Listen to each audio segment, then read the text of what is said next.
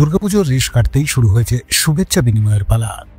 সাংগঠনিক ক্ষেত্রে সকল স্তরের কর্মী সমর্থকদের নিয়ে আনন্দ উদ্দীপনার মধ্যে দিয়ে দিকে দিকে উচ্চেপিত হচ্ছে বিজয় সম্মেলনী। শুক্রবার ব্যারাকপুরের শিউলি মোহনপুর অঞ্চল তৃণমূল কংগ্রেসের উদ্যোগে বিজয় সম্মেলনীর আয়োজন করা হয়েছিল। উপস্থিত ছিলেন ছাত্র পরিষদের সভাপতি তৃণাঙ্কুর ভট্টাচার্য, সাধারণ সম্পাদক বাণীব্রত চক্রবর্তী, যুব সভাপতি দেবরাজ চক্রবর্তী, মহিলা সভানেত্রী সোনালী সিংহ রায়, নোয়াপাড়ার বিধায়িকা মঞ্জু বসু, মোহনপুর পঞ্চায়েতের প্রধান নির্মল কর, শিউলি পঞ্চায়েত প্রধান অরুণ ঘোষ সহ তৃণমূলের প্রমুখ কার্যকর্তারা। এদিনের অনুষ্ঠানে অতিথি সম্বর্ধনা ও শুভেচ্ছা বিনিময়ের পাশাপাশি দলের সাংগঠনিক শক্তিকে মজবুত করার বার্তা দিলেন তৃণমূলের নেতৃত্বরা। প্রতিটি আসনই মমতা ব্যানার্জির আসন, তাই সেইভাবেই আমাদের এখানে সমস্ত ভেদাভেদ ভুলে, সমস্ত কিছু মান অভিমান ভুলে মানুষের সঙ্গে সহযোগিতা করে, কারণ মানুষই হচ্ছে শক্তি। গণতান্ত্রিক পদ্ধতিতে of the people, for the people, by the people, এটাই হচ্ছে গণতন্ত্রের সংজ্ঞা। তাই মানুষকে দরকার। তাই মানুষের কাছ থেকে সরে গেলে, মানুষের কাছে অপ্রিয় হলে, মানুষের সঙ্গে দুর্ব্যবহার করলে কিছু করতে পারি আর না পারি, মানুষের সাথে থেকে মানুষকে নিয়ে আমাদের চলতে হবে আগামী নির্বাচনে। এদিনের অনুষ্ঠানের মাধ্যমে ছাত্র পরিষদের এক মহিলা সদস্যকে সাংগঠনিক সদস্য পদে যোগদান করানো হয়। মহিলা সদস্যা সুইটি ঘোষের হাতে দলীয় পতাকা তুলে দেন নোয়াপাড়ার বিধায়িকা মঞ্জু বসু, ছাত্র পরিষদের সভাপতি তৃণাঙ্কুর ভট্টাচার্য ও যুব সভাপতি দেবরাজ চক্রবর্তী। আমি মনে করি আমার দলের সর্বোচ্চ নেতৃত্ব হচ্ছে মাননীয় মুখ্যমন্ত্রী মমতা বন্দ্যোপাধ্যায় মহাশয়া। ওনাকে আমার বিজয়ার প্রণাম, শ্রদ্ধা আপনাদের মারফত আমি ওনার কাছে আমার এই বার্তা পৌঁছে দিতে চাই। এবং আমাদের দলের সর্বভারতীয় তৃণমূল কংগ্রেস দলের সাধারণ সম্পাদক মাননীয় অভিষেক বন্দ্যোপাধ্যায় মহাশয়কেও আমার প্রণাম, শ্রদ্ধা। ওনার কাছেও আমি আপনাদের মারফত এই বার্তা পৌঁছে দিতে চাই যে রাজনীতিটা তো একা একা করা যায় না। আমরা সকলে মিলে একসাথে সংঘবদ্ধভাবে যদি আমাদের কাজ আমরা সুসম্পন্নভাবে করতে পারি, তাহলে আমার মনে হয় আমাদের দলের হাত অনেক যত বেশি শক্ত হবে, তত বেশি আমরা মাননীয় মুখ্যমন্ত্রীর হাত শক্ত করতে পারবো।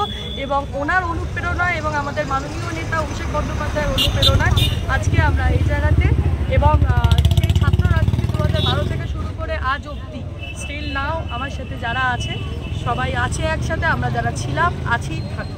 সেটা দল যেটা আমাকে দায়িত্ব দেবে, আমি দলের জন্য দলীয় কর্মী হিসেবে কাজ করব। শুধু আমি চাই যে আমাদের মধ্যে কোনো রকম ধর্ম, জাত, বিভেদ এই সমস্ত কিছু না থাকুক, আমরা যেন মিলেমিশে সকলে একসাথে কাজ করতে পারি। সেটা আমি অবশ্যই আমার গ্রামের জন্য কাজ করতে চাই।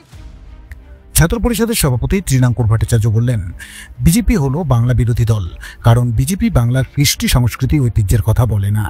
বিভিন্ন জায়গায় বাঙালিদের বিরোধিতা করছে বিজেপি। ভিন রাজ্যেও বাঙালিদের বিরুদ্ধে চক্রান্ত করে তাদের ভাতে মারার চেষ্টা করছে বিজেপি। এমন একটি পর্যায়ে যদি বাংলার হয়ে কেউ লড়াই করে থাকেন, তিনি হলেন মমতা বন্দ্যোপাধ্যায়। তাই সকলকে নেত্রীর পাশে দাঁড়াতে হবে। পাশাপাশি এসআইআর ইস্যু নিয়ে তিনি বললেন, মানুষের ভোটাধিকার কেড়ে নেবার চেষ্টা করা হচ্ছে। তাই ভোটার তালিকা পর্যবেক্ষণ করতে হবে, যাতে ভোটার তালিকা থেকে কারোর নাম বাদ না যায়। তাই প্রতিটি মানুষকে সচেতন হতে হবে। বিজেপি হচ্ছে বাংলা বিরোধী একটা দল। কেন বিজেপি বাংলা বিরোধী দল? কারণ এরা বাংলার কৃষ্টি সংস্কৃতি ঐতিহ্যের কথা শুধুমাত্র বলে না তা নয়, আপনারা দেখছেন বিভিন্ন জায়গায় তারা বাঙালিদের বিরোধিতা করছে। বাঙালিদের তারা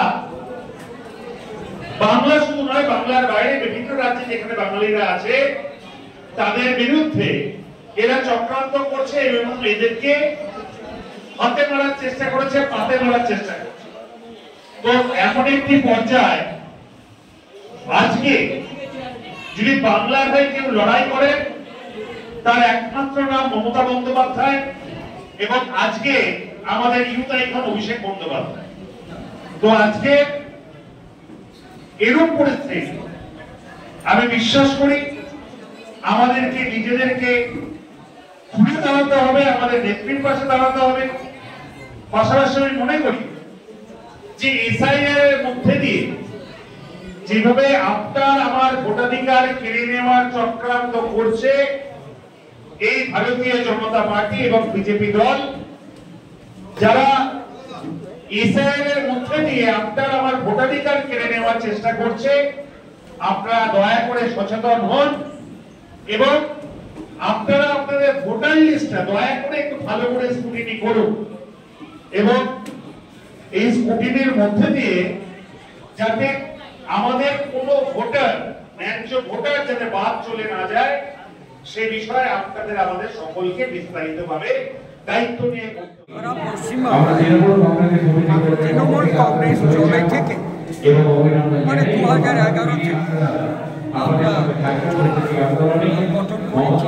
আমাদের নেত্রী মুখ্যমন্ত্রী হয়েছেন তবে থেকে আমাদের এই চিরাচরি যে বিজয়া দশমী বা অন্যান্য যেসব আচার আচরণ আমরা মেনে চলি, সামাজিক আচার আচরণ, তার মধ্যে বিজয় দশমীটা প্রতি বছরের ন্যায় আমরা এখানে বিজয় দশমী করলাম।